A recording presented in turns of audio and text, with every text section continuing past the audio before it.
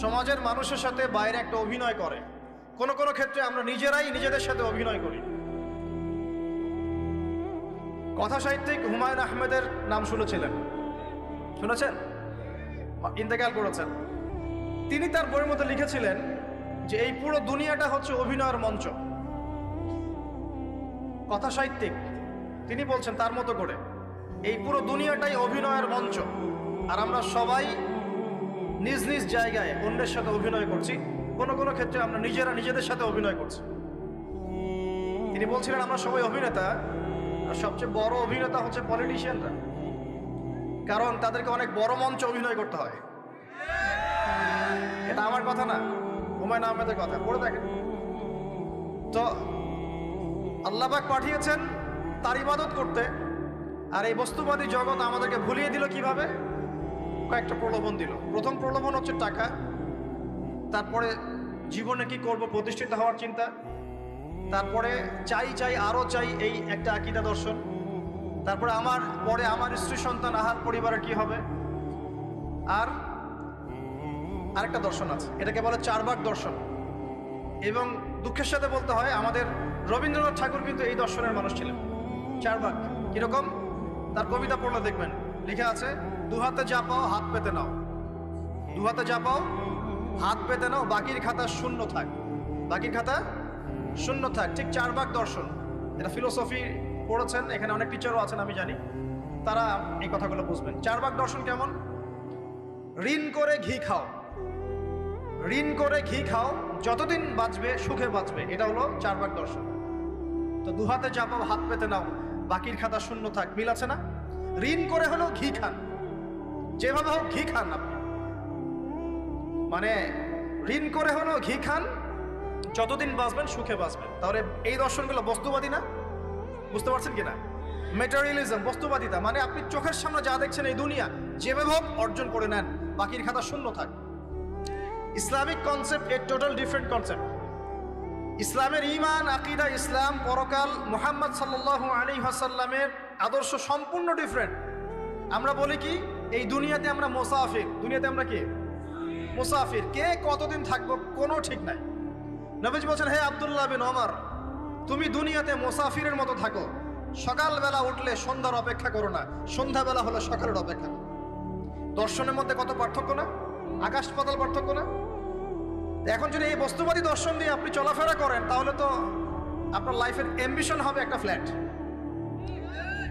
আর ওটা এনি হাও আপনাকে অ্যাচিভ করতে হবে, legal way or illegal way, আপনাকে অ্যাচিভ করতেই হবে, অ্যাচিভ করতেই হবে, যেহেতু আপনার মোটিভটা হচ্ছে ম্যাটেরিয়ালিজম, বস্তুবাদিতা। আর নবী সাল্লাল্লাহু আলাইহি ওয়াসাল্লাম কি বলছেন? সকালে ঘুম থেকে উঠলে সন্ধ্যার অপেক্ষা করো না, সন্ধ্যাবেলায় থাকলে সকালের অপেক্ষা করো না। তুমি দুনিয়াতে মুসাফিরের মতো থাকো, তোমার যতটুকুতে দুনিয়া চলে যায় এতটুকুতে সন্তুষ্ট থাকো। নবীজি আরো বলছেন, তুমি কখনো উপরের দিকে চোখ দিয়ে হেঁটো না, রাস্তায় যখন হাঁটবে উপরের দিকে দেখো না। লা তানজুরু ইলা মান হুয়া আসফালা মিনকুম, যারা তোমাদের উপরে আছে ওদের দিকে দেখো না, বরং তুমি দেখো যে তোমার নিচে কারা আছে। আবার বলছি, নবীজি বলছেন, তোমরা হাঁটবে যখন রাস্তায় চলাফেরা করবে, তোমাদের উপরের দিকে দেখবে না, তোমাদের উপরে কারা আছে, অলওয়েজ দেখবা তোমাদের নিচে কারা আছে, তোমাদের চেয়ে খারাপ কারা আছে। এক ভাইকে আপনি দেখবেন আপনি সুস্থ, তার হাত নাই। আরেক ভাইকে দেখবেন আপনি সুস্থ, তার চোখ নাই। এক ভাইয়ের পা প্যারালাইজড হয়ে গেছে, এক ভাইয়ের বডি প্যারালাইজড, একজন হার্টের রোগী, একজন ডায়াবেটিসের রোগী। আপনি সুস্থ আছেন, অথচ ওই ব্যক্তির অনেক টাকা পয়সা আছে, আপনার নাই। এখানে কে ধনী বলেন দেখি, আপনি না সে? আপনার সুস্থতা আছে। আরেক ভাইয়ের অনেক বড় বড় ফ্ল্যাটস, কিন্তু আপনার এতটুকু নাই, ছোট্ট একটা বাসা। আপনার কষ্ট লাগে, আমারও যদি এমন হতো। ওই বাসায় গিয়ে দেখলেন যে ইন্টারনালি সে ব্যক্তি সুখে নাই, তার পরিবারে অশান্তি, হৃদ্যতা, ভালোবাসার বন্ধন নাই, আপনার পরিবারে আছে। একটা রিক্সাওয়ালা সারাদিন রিক্সা চালিয়ে 500-1000 টাকা আর্ন করে বাসায় চলে গেল, গিয়ে বাসা আলু ভর্তা, ডিম ভাজা, ডাল দিয়ে ভাত খাচ্ছে, সুখে আছে দিব্যি, বউয়ের সাথে গল্প করছে, চাঁদ দেখছে। আর সেই তো কবে আপনি ওয়াইফ কিনে চাঁদ দেখেছেন ঠিক নাই। আপনি টাকা অর্জন করার নেশায় বছরের পর বছর স্ত্রী থেকে দূরে আছে, দেখারই সৌভাগ্য হয় না। আসলে সুখ কাকে বলে? সুখটা কি জিনিস? ঢাকাবাসীকে সুখ বোঝানো দরকার। সুখটা কি জিনিস? সুখটা হচ্ছে ইন্টারনাল পিস। যখন আপনি বা আমি নিজেকেও বলছি, যখন আমরা আল্লাহকে পাবো, আল্লাহ পাকের ইবাদতের মধ্য দিয়ে, রাসূলের সুন্নতের মধ্য দিয়ে অল্পে তুষ্ট থাকতে পারবো, যা আছে এতে শুকরিয়া আদায় করব, আপনার চেয়ে সুখী মানুষ দুনিয়াতে কেউ নাই দুনিয়াতে। কিন্তু বস্তুবাদিতা আপনাকে এই আকীদা আদর্শ থেকে সম্পূর্ণ ডিমোটিভেট করে দিবে। আপনাকে খালি চাই আরো চাই। ওই যে দু হাতে যাবো হাত পেতে নাও, বাকির খাতা শূন্য থাক। আর আমাদের দর্শন দু হাতে যাবো হাত পেতে নাও না, বরং দুনিয়াতে যতটুকু পাও এতটুকুতে সন্তুষ্ট থাকো, বাকির খাতা শূন্য থাক না, বাকির খাতা পূর্ণ হোক। মানে পরকালটা বাকির খাতা না, পরকালের বাকির খাতাটা পূর্ণ হোক। প্রয়োজনে দুনিয়ার সব চলে যায় যাক, প্রয়োজনে দুনিয়ার সব যদি চলেও যায় যাক, তারপরে বাকির খাতা কি হোক? পূর্ণ হোক। এটাই আল্লাহ রাব্বুল আলামিন সূরা আ'লার মধ্যে বলছেন, বাল তুসিরুনাল হায়াতাদ দুনিয়া, তোমরা এই দুনিয়ার জীবনটাকেই প্রাধান্য দিয়ে থাকো। ওয়াল আখিরাতু খায়রুন ওয়া আবকা, কিন্তু আখিরাত হচ্ছে সবচেয়ে উত্তম এবং চিরস্থায়ী। তো প্রিয় ভাই এবং বোনেরা যারা আলোচনা শুনছেন, আজকে আমাদের প্রথম সবক হওয়া উচিত দুনিয়ার নেশায় আমরা না পড়ি। আল্লাহ পাক আমাদেরকে তৌফিক দান। এর মানে এই না আমরা দুনিয়ার প্রোগ্রেসে যাব না, অবশ্যই যাব, আমরা অবশ্যই যাব। পুরো নেশন জাতিগতভাবেই আমাদেরকে এই ওয়ার্ল্ডের সমকক্ষ তো হতে হবে, হবে কি না? আমরা কি ওয়ার্ল্ডের সমকক্ষ হতে পেরেছি? আপনাদের কি মনে হয় যে মিলস, ইন্ডাস্ট্রিজ, ফ্যাক্টরিজ, সেতু, ফ্লাইওভার এইগুলো করলেই মনে হয় যে ওয়ার্ল্ডের সমকক্ষ হওয়া যায়? প্রত্যেক জনগণ ভিতর থেকে সুখী কিনা, তাদের অন্ন, বস্ত্র, চিকিৎসা, শিক্ষা, বাসস্থান, এই যে মৌলিক চাহিদা, বেকারত্ব ঘোচানো, তিন বেলা খেয়ে পরে বাঁচা, জীবনের অধিকার, সিকিউরিটি, এই জিনিসগুলো আমাদের নিশ্চিত হচ্ছে কিনা, এটা হচ্ছে আপনার উন্নতির মানদণ্ড। উন্নতির মানদণ্ড কি? আমরা এখন যেখানে আছি না, 1776 সালে অ্যাডাম স্মিথ তার চেয়ে আগের জায়গায় ছিল। 1776 সালে অ্যাডাম স্মিথ একটা বই লিখেছেন, তার নাম হচ্ছে যে দি ওয়েলথ অফ নেশন, এই কিভাবে একটা রাষ্ট্রের ওয়েলথ ফাংশন করে। ওই 1776 সালে তিনি যে চিন্তাগুলো করেছেন, এখন পর্যন্ত আমরা সেই চিন্তা বাস্তবায়ন করতে পারি নাই। 1776 সালের চিন্তা, কিন্তু ওই চিন্তা বাস্তবায়ন করেছে পশ্চিমারা। পশ্চিমা সভ্যতা যেটা আপনি দেখছেন দাঁড়িয়ে আছে, এই একটা বইয়ের উপর দাঁড়িয়ে আছে। যেমন একটা এক্সাম্পল দিই, আলোচনাটা কঠিন হয়ে যাবে, অন্যদিকে যাব। আমরা মনে করি যে অর্থনীতি আমরা নিয়ন্ত্রণ করব, ঠিক আছে, অর্থনীতির পুরো বিষয়গুলো আমরা নিয়ন্ত্রণ করে আমরা সমৃদ্ধি নিয়ে আসবো। আসলে বিষয়টা কি জানেন? অর্থনীতির নিজের একটা ফ্লো আছে, ও নিজেই নিজেকে নিয়ন্ত্রণ করে, এবং তার উপর একটা ইনভিজিবল হ্যান্ড থাকে, অদৃশ্য হাত, যেটা আমরা বলি আল্লাহ রাব্বুল আলামিন। আল্লাহ রাব্বুল আলামিন এই পুরো অর্থনীতিকে নিয়ন্ত্রণ করে। আমরা যখন সেটাকে ইন্টারফেয়ার করতে যাব, তখন ইকোনমি কলাপস করে যাবে। এই যে করছে কলাপস। আরো ব্যাপার আছে, শুধু ব্যবসা, অর্থনীতি, এক্সপোর্ট ইম্পোর্ট, এগুলোকে তিনি জাতির মানদণ্ড বলতেন না। তিনি বলতেন যতক্ষণ পর্যন্ত জাতির প্রত্যেক ব্যক্তির মধ্যে এথিক্স না আসবে, নীতি যতক্ষণ পর্যন্ত না আসবে, আপনি করাপশন থামাতে পারবেন। তাই হয়েছে না? শুধু ব্যবসা না, আদর্শ কতটুকু আছে? এই যে আপনি দেখছেন বিভিন্ন জায়গায় ভেজাল খাবার খাওয়াচ্ছে, ওদের কি টাকার অভাব আছে? ওদের টাকার কিন্তু অভাব নাই। নেম ফ্রেমের কোনো ঘাটতি আছে? এস্টাবলিশড বিজনেস, তাহলে কেন আপনাকে ভেজাল খাওয়াবে? কারণ তার মধ্যে এথিক্স নাই, নীতি নাই। এই জন্য জাতির প্রত্যেক সদস্যকে, মানে প্রত্যেক জনগণের প্রত্যেককেই আগে নীতিগত শিক্ষা দেওয়া উচিত। আর এই কাজটাই করে ইসলাম। বলে সুবহানাল্লাহ। এই এথিক্স এবং নীতি শেখায় কে? ইসলাম। ইসলামের চেয়ে সার্বজনীনভাবে এবং যুগোপযোগীভাবে কেউই এথিক্স শেখাতে পারবে না। কাগজে কলমে অনেকে অনেক কথা বলতে পারে, প্র্যাকটিক্যালি শেখাবে কে? ইসলাম। এখন বলতে পারেন তাহলে মুসলিমদের মধ্যে দুর্নীতি কেন, মুসলিমদের মধ্যে কেন এই সমস্যাগুলো হয়? উত্তর একটাই, ওই যে স্যার বলে গেলেন, আমি বিভিন্ন ওয়াজে যে এক এক জায়গায় এক এক কথা বলে। উত্তরটা কি? উত্তরটা হচ্ছে যে কোরআন এবং সুন্নাহর সঠিক যে শিক্ষাটা আছে, এই শিক্ষাটা আমরা অনেকেই বাস্তবায়ন করতে পারছি না। এটা আমাদের ব্যর্থতা। এটা কাদের ব্যর্থতা? এটা আমাদের ব্যর্থতা। এখানে আমাদের ব্যক্তি স্বার্থ থাকতে পারে, এখানে আমার জ্ঞানের স্বল্পতা থাকতে পারে, আমার ভিতরে অহংকার থাকতে পারে, বা আমি অল্প শিক্ষিত হতে পারি, এবং এমন হতে পারে আমার জ্ঞানটা যুগোপযোগী না। ইসলামিক জ্ঞান আমার মধ্যে আছে, কিন্তু কিভাবে এই জ্ঞান দিয়ে ওয়ার্ল্ডকে ডিল করবো এই জ্ঞানটা আমার মধ্যে নাই। এই কারণে আমরা হয়তোবা ইসলাম কোরআন সুন্নাহ হাতে থাকার পরেও এই সমস্যাগুলো ফেস করছি। প্রথম সমস্যা হচ্ছে বস্তুবাদিতা। আল্লাহ পাক আমাদের সবাইকে যারা আলোচনা শুনছে দুনিয়ার প্রেমিক হওয়া থেকে বাঁচাক বলি আমি। দুনিয়ার প্রেমিক না, প্রেমিক হবো কার? আল্লাহর আখিরাতে। কতটুকু দাম আছে দুনিয়ার? আল্লাহ পাক বলছেন একটা মাছির পাখার সমানও না। একটা মাছির পাখার কি দাম আছে আপনার কাছে? আল্লাহ পাক বলছেন পুরো দুনিয়ার দাম আমার কাছে যদি একটা মাছির পাখার সমান হতো তাহলে এই দুনিয়াতে কোনো কাফের মুশরিক পানি পান করতে পারত। তার মানে এই দুনিয়াতে যা করো করো, আমার তো কোনো দামই নাই দুনিয়ার। কালকেই তো আমি দুনিয়া ধ্বংস করবো। আর ওই যে দুই জাতির কথা বললাম, জিন এবং মানব জাতি, আপনারা সূরা আর রহমান পড়বেন। রহমান নামটা অনেক ব্যাপক, দয়াময়ের নাম, তার মানে আল্লাহ পাক মার্সিফুল, মোস্ট মার্সিফুল। কিন্তু এই সূরা আর রহমানেই একটা ভয়ঙ্কর আয়াত আছে, কি? সানাফরুগু লাকুম আইয়ুহাস সাকলান। হে মানুষ এবং জিন, হে মানুষ এবং জিন, শীঘ্রই আমি তোমাদের দুইটা জাতিকে ডিল করার জন্য ফারেক হচ্ছি, অপেক্ষা করতে থাকো। মানে আল্লাহ পাক কুল্লু ইয়াউমিন হুয়া ফি শাআন, মানে আল্লাহ পাক কি করেন? সব সময় তার কাজে ব্যস্ত আছেন। মহাবিশ্বের তো গ্রহ নক্ষত্র গ্যালাক্সির অভাব নাই, মাখলুকের কোনো অভাব নাই। আল্লাহ পাক প্রত্যেকটা মুহূর্তেই তার কাজে ব্যস্ত আছেন, তার কাজে শানে ব্যস্ত আছেন। কিন্তু এই ব্যস্ততা থেকে ফারেক হবেন কাদের জন্য? মানুষ আর জিনের জন্য। মানুষ আর জিনের জন্য আল্লাহ পাক বলেন সানাফরুগু লাকুম আইয়ুহাস সাকলান। দাঁড়াও, দুনিয়ার মধ্যে এইসব করে বেড়াচ্ছ, তোমাদের দুই জাতির জন্য আমি অচিরেই ফারেক হব ইনশাআল্লাহ। ওইটাই হলো কিয়ামতের দিন। যদি ওই দিনটা আমরা মাথায় রেখে চলি, ইনশাআল্লাহ আমরা কেউ বস্তুবাদী হব না ইনশাআল্লাহ। আল্লাহ পাক আমাদের সবাইকে দুনিয়া মুসাফিরের মতো থাকার তৌফিক দান করুন। আমরা উন্নতি করব, অবশ্যই অগ্রগতি করব, আমরা সবকিছুই করব, কিন্তু দুনিয়ার পূজায় ডুবে যাব না। এটা একটা বড় চ্যালেঞ্জ। মানে মধ্যমপন্থী থাকতে হবে, না একদম গোলালু মার্কা আর না চরমপন্থী, মাঝামাঝি থাকার চেষ্টা করতে হবে। আল্লাহ তৌফিক দান করবেন। ঢাকাবাসীর জন্য এর চেয়ে বড় কোনো নসিহত হতে পারে না।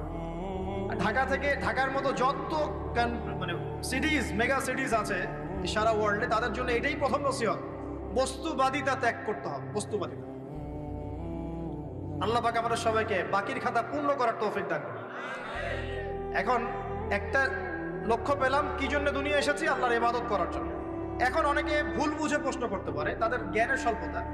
আমি ওদেরকে দোষারোপ করবো না, কারণ আমাদের শিক্ষার সমস্যা আছে। আমরা তো সবার মাঝে ইসলামিক সার্বজনীন শিক্ষা দিতে পারছি না। এ কারণে অনেকে প্রশ্ন করতে পারে, তাহলে কি সারা জীবন আল্লাহ বিল্লাহি করতে হবে? আমি কি সারা জীবন তাসবিহ তাহলিল জিকির আজকার নামাজি পড়ে বেড়াবো? তাহলে এটা হলো তার ভুল বুঝ। এই আয়াত সম্পর্কে ভুল ব্যাখ্যা। সঠিক ব্যাখ্যাটা কি? সঠিক ব্যাখ্যা হচ্ছে সূরা হাশরের 7 নম্বর আয়াত। কত নম্বর? সূরা হাশর 7 নম্বর আয়াত। আল্লাহ পাক বলছেন ওয়ামা আতাকুমুর রাসূলু ফাখুযুহু। রাসূলুল্লাহ সাল্লাল্লাহু আলাইহি ওয়াসাল্লাম তোমাদেরকে যা যা দিয়েছেন সব নিয়ে নাও। ওয়ামা নাহাকুম আনহু ফান্তাহু। রাসূল যা থেকে বিরত থাকতে বলেছেন সমস্ত বিষয় থেকে দূরে থাকো। এখন এই আয়াতটাকে সামনে রেখে কোরআন সুন্নাহকে যদি আমরা ঘাঁটি, আমরা দেখব রাসূলুল্লাহ সাল্লাল্লাহু আলাইহি ওয়াসাল্লাম পেশাব পায়খানা ইস্তেনজা করা থেকে শুরু করে রাষ্ট্র চালানো পর্যন্ত প্রতিটা কাজের হেদায়েত দিয়ে গেছেন। আলহামদুলিল্লাহ। এটা কেউ মানি বা না মানি, দিয়ে গেছেন, এটা বিশ্বাস করতে হবে। আমল করতে পারি বা না পারি, নবী দিয়ে গেছেন, বিশ্বাস করতে হবে। দলিল চাচ্ছেন, আপনি সহিহ বুখারী খোলেন, মুসলিম খোলেন, তিরমিজি, নাসাই, আবু দাউদ এগুলো খোলেন, দেখবেন আপনি ইস্তেনজা করবেন কিভাবে, বসবেন কিভাবে, ঢোকার সময় কোন পা দিয়ে ঢুকবেন, বের হওয়ার সময় কোন পা দিয়ে বের হবেন, ইস্তেনজা করার সময় কথা বলতে পারবেন কিনা, কতটুকু বলতে পারবেন, গোসল কেমন করে করবেন, ওযু কিভাবে করবেন, আপনি আগে কি পা থেকে শুরু করবেন নাকি হাত থেকে শুরু করবেন, কিভাবে নামাজ পড়বেন, আগে গিয়ে গিয়ে সিজদা করবেন নাকি ইকামত হবে, আজান হবে, আল্লাহু আকবার তাকবীর দিবেন, কিভাবে নামাজ শেষে বের হয়ে আপনি ব্যবসায় চলে যাবেন, কিভাবে আপনি ব্যবসা করবেন, কিভাবে চাকরি বাকরি করবেন, সমাজের মানুষের সাথে মেলামেশা করবেন, মানুষকে দিনের দাওয়াত দিবেন, ইভেন কিভাবে আপনাকে যদি আল্লাহ ক্ষমতা দেন আপনি কিভাবে সোসাইটি মেনটেন করবেন, সমাজ এবং রাষ্ট্র মেনটেন করবেন, প্রতিটা হেদায়েত খুঁটিনাটি কোরআন এবং সুন্নাহ দিয়েছে আমাদেরকে। এই বিশ্বাস আগে রাখতে হবে। এই বিশ্বাস না রাখলে কেউ মুসলিম হতে পারবে না। I am very sorry to say, এই বিশ্বাস না করলে কেউ মুসলিম হতে পারবে না। আগে বিশ্বাস, তারপরে কাজ করতে পারেন কিনা সেটা পরের ইস্যু। এবং আমি বলে দিচ্ছি, এই যুগে আপনি 100% পারবেন না। সিম্পল, এই যুগে আপনি 100% পারবেন না, এটা স্বাভাবিক। কারণ এই পুরো বিশ্বটা তো ইসলামাইজড না। পুরো বিশ্ব কি ইসলামাইজড? বরং পুরো বিশ্বটা কুফরের উপর আছে। কিসের উপর আছে? পুরো ওয়ার্ল্ডটাই কুফরের উপর আছে, পুরো ওয়ার্ল্ডটাই। একটা এক্সাম্পল দিয়ে আমি প্রমাণ করতে পারি, একটা এক্সাম্পল খালি। আল্লাহ পাক বলছে সূরা মুলক, রাতের বেলা পড়তে হয় না সূরা মুলক? রাতের বেলা সূরা মুলক পড়তে হয়, যে পড়বে তার কবরের আযাব হবে না ইনশাআল্লাহ। কবরের আযাব থেকে আল্লাহ পাক তাকে বাঁচাবেন ইনশাআল্লাহ। সূরা মুলক তেলাওয়াত করতে হবে রাতের বেলা। এই সূরার প্রথম আয়াতে আল্লাহ বলেছেন তাবারাকাল্লাযী, বরকতময় সেই আল্লাহ, বিয়াদিহিল মুলক, যার হাতে পুরো মহাবিশ্বের ক্ষমতা। কার ক্ষমতা? তাবারাকাল্লাযী বিয়াদিহিল মুলক, বরকতময় সেই আল্লাহ যার হাতে পুরো মহাবিশ্বের ক্ষমতা, সার্বভৌমত্ব। ক্ষমতার বাংলা কি বলতে পারি আমরা? এটাকে ইংরেজিতে আপনারা কি বলেন? আপনারা বলেন সভরেন্টি। কি বলেন? সভরেন্টি বিলংস টু আল্লাহ। এখানে সভরেন্টি বিলংস টু কি? আল্লাহ। কিন্তু এই পুরো বিশ্বের সার্বভৌমত্বের মালিক কি এখন আল্লাহ বাকি আছে? মানুষ নিজের হাতে নিয়ে নিয়েছে। কথা বুঝতে পারছেন না? পুরো বিশ্বে আল্লাহর সার্বভৌমত্ব চলে এখন, মানুষের সার্বভৌমত্ব চলে এখন। তো পুরো ওয়ার্ল্ডটাই কুফরের উপর আছে না? বিশ্বটাই কুফরের উপর। এখন বাদ দেন, এই ওয়ার্ল্ডে আপনি 100% ইসলাম ডিল করতে পারবেন না, সিম্পল। কিন্তু আগে বিশ্বাস করেন যে একদম টয়লেট থেকে শুরু করে আসমান পর্যন্ত সবকিছুই হেদায়েত কোথায় আছে, কোরআন শুনে আছে কি নাই? এখন মানতে পারি না, সেটা আলাদা ইস্যু। কেউ বিশ্বাস করেছে, মানতে পারে না, আল্লাহ তাকে মাফ করে দিবে ইনশাআল্লাহ।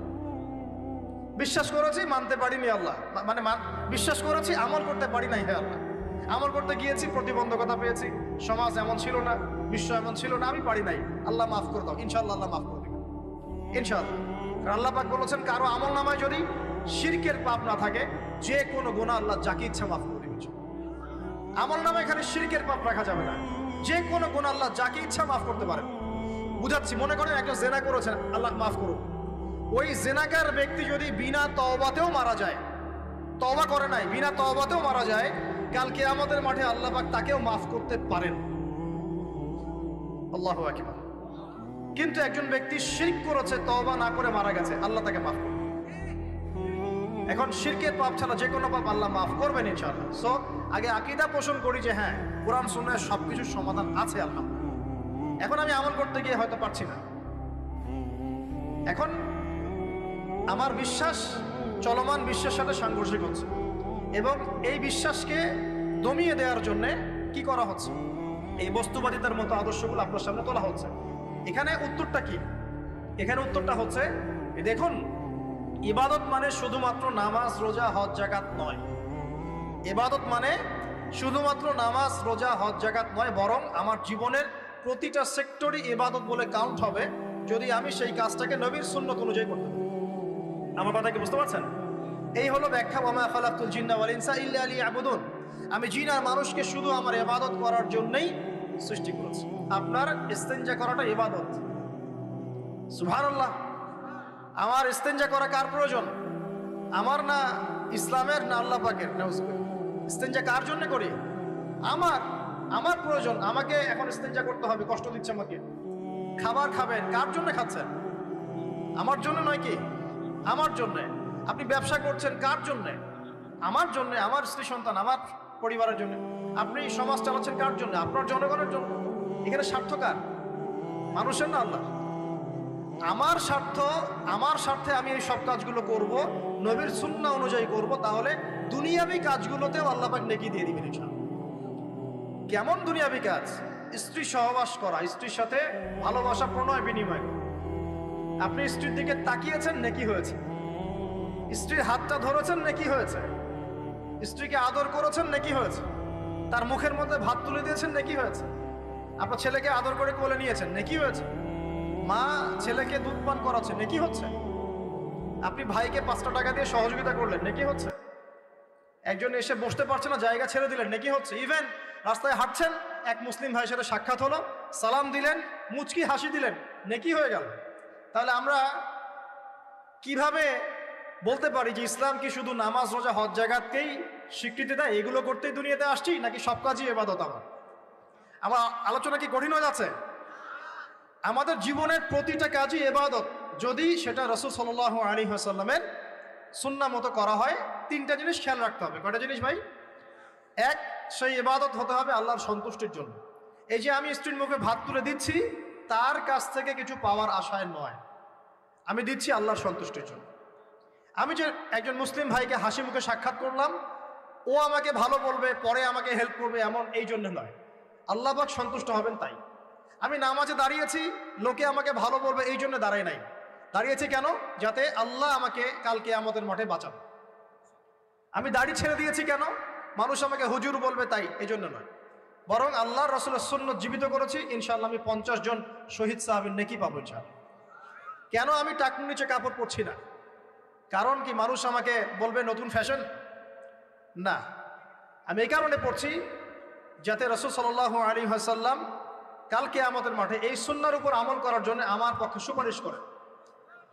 আমার ইবাদত, আমার পর্দা, আমার পরিবার, আমার ব্যবসা, আমার অর্থনীতি, আমার পলিটিক্স সবকিছু আল্লাহর জন্য করব, এই একটা হলো মূলনীতি ইবাদত কবুল হওয়ার। এক। দুই, সেই আমলটা হতে হবে রাসূলের সুন্নাহ মোতাবেক, অন্য কোনো পদ্ধতিতে নয়। মনে করেন আমি একজন খুব বড় বুজুর্গ হয়ে গেছি, নাউজুবিল্লাহ, না আমরা এত বড় বুজুর্গ হয়ে যাই নাই, যে টাইটেলগুলো আপনারা দেন এগুলোর কোনো প্রয়োজনও নাই।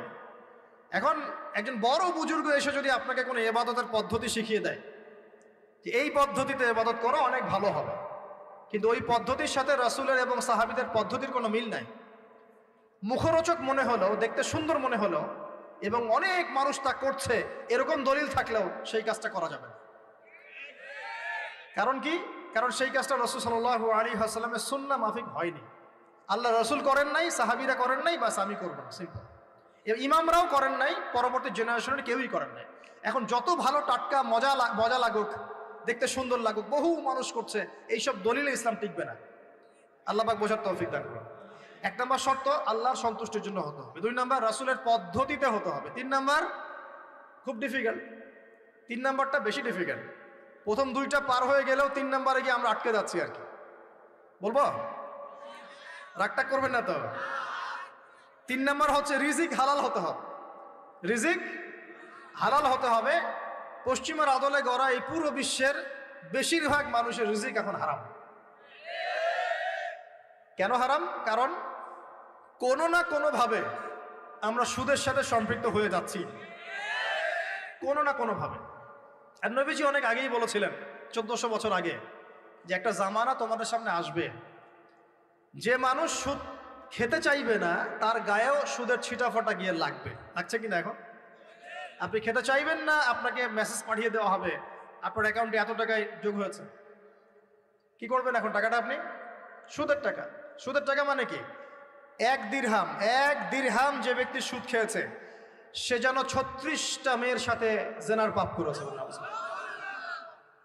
সহিহ বুখারীর হাদিস, একদম অকাট্য, সহিহ, সনদ সহিহ, এমন না জয়ীফ জাল, এমন নয়। 1 দিরহাম যে ব্যক্তি সুদ খেয়েছে সে যেন 36 বার জেনা করলো, নবী সাল্লাল্লাহু আলাইহি ওয়াসাল্লাম বলেছে। আর এই হাদিস তো আপনারা জানেন যে সুদের পাপের 73টা শাখা আছে। নিচের শাখা হচ্ছে মায়ের সাথে জেনা করা, মাকে বিয়ে করা, আর উপরের শাখা হচ্ছে আল্লাহ এবং তার রাসূলের সাথে যুদ্ধ করা। এগুলো অবলীলায় করছি আমরা। আর নবীজি বলছেন 4 শ্রেণীকে আমি অভিশাপ দিয়ে গেলাম। আল্লাহর নবী অভিশাপ দিয়ে গেলেন মানে সে জাহান্নামে যাবে, কোনো অবস্থাতেই জান্নাতে যাবে না, ইল্লা মা শা আল্লাহ। 1, যে সুদ খায়। 2, যে সুদ দেয়। 3, সাক্ষী থাকে। 4, লিখে রাখে। এখন বলেন এই সিস্টেমের বাইরে কতজন মানুষ আছে? এর বাইরে আবার আছে যাকাত না দেয়া, সম্পদ হারাম হয়ে যাচ্ছে।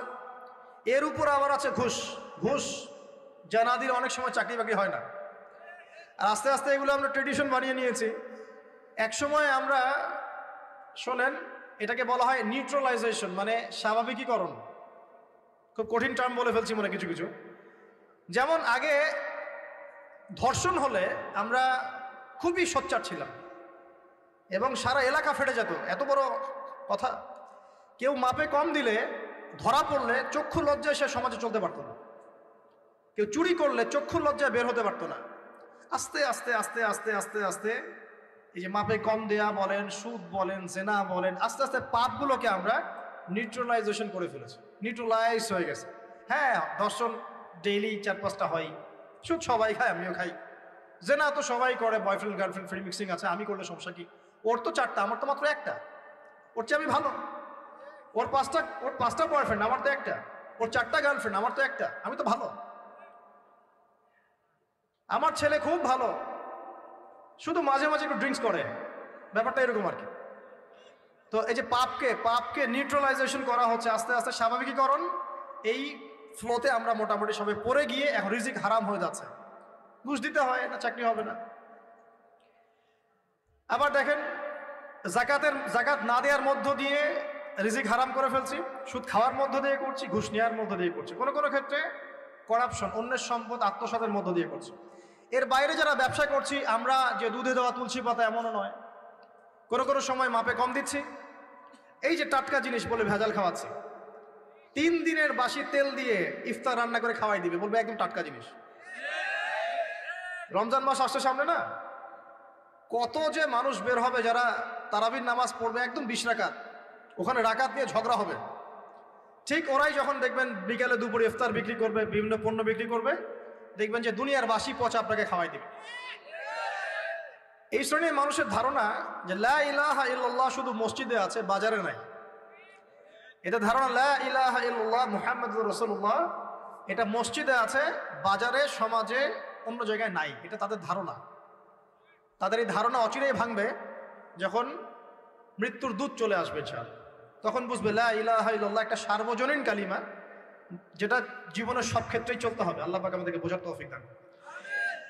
তো ব্যবসা করছি আলহামদুলিল্লাহ, অ্যাটলিস্ট সুদ খাচ্ছি না। তবে এতটুকু মনে রাখবেন, ব্যবসায়ীদের অসততার কারণে, আমানতের খেয়ানতের কারণে একটা আযাব আসে। হাদিসের মধ্যে আসছে একটা আযাব আসে। নবীজি বলেছেন, যখন একটা জাতির ব্যবসায়ীরা মাপে কম দেওয়া শুরু করে, মিথ্যা কসম করে পণ্য বিক্রি করা শুরু করে এবং আমানতের খেয়ানত করে, তখন ওই জাতির উপর দুর্ভিক্ষ চাপিয়ে দেওয়া হয়। কি চাপিয়ে দেওয়া হয়? দুর্ভিক্ষ চাপিয়ে দেওয়া হয়। মনে করছেন যে হয়তো দুর্ভিক্ষ নাই, পুরো ওয়ার্ল্ড ওয়াইড একটা নীরব দুর্ভিক্ষ চলছে এখন আস্তে আস্তে। সকালে একটু আগে বলেছিলাম না, গরিব মানুষ আলু ভর্তা, ডাল আর ডিম ভাজা দিয়ে ভাত খেত আগে। এখন তারা বলে আমরা ডিমই দেখতে পারি না চোখে। ডিমও খাওয়ার এখন সামর্থ্য হচ্ছে না অনেকেরই। আপনি শোনেন, আমি একটা জব করতাম, মনে করেন স্যালারি পেতাম 5,000 টাকা, এখন পাচ্ছি 10,000 টাকা। কিন্তু 10,000 টাকা স্যালারি পাওয়ার পরেও আগে 5,000 টাকা দিয়ে আমি সংসার চালাতে পারতাম, এখন 10,000 টাকা দিয়ে পারছি না। কারণ কি? কারণ হচ্ছে মুদ্রাস্ফীতি, দ্রব্যমূল্যের ঊর্ধ্বগতি, এর পাশাপাশি আছে আমানতের খেয়ানত করা, করাপশন এবং কিছু অসৎ ব্যবসায়ীর এই দুরভিসন্ধি। এসবের কারণে সাফার করছি কারা? আপনি তো সাফার করবেন না, কারণ আপনার তো ফ্ল্যাট আছে বড়। আপনি তো সাফার করবেন না, বিকজ আপনার আমার তো 3 বেলা খাওয়ার টাকা পয়সা আছে। এই যে আমি এসেছি, আমাকে ভালো অঙ্কের হাদিয়ে দিচ্ছে, আমি তো সাফার করবো না। সাফার কে করবে? সাফার করবে রিক্সাওয়ালা ভাই, ভ্যানওয়ালা ভাই, এই যে রাস্তাঘাটে যারা আশপাশে বাসা করে আছে, যারা দারিদ্র্য সীমার নিচে আছে, এদের সংখ্যা কত আপনার মনে হয়? মিনিমাম 3 থেকে 4 কোটি মানুষ আমাদের দেশের।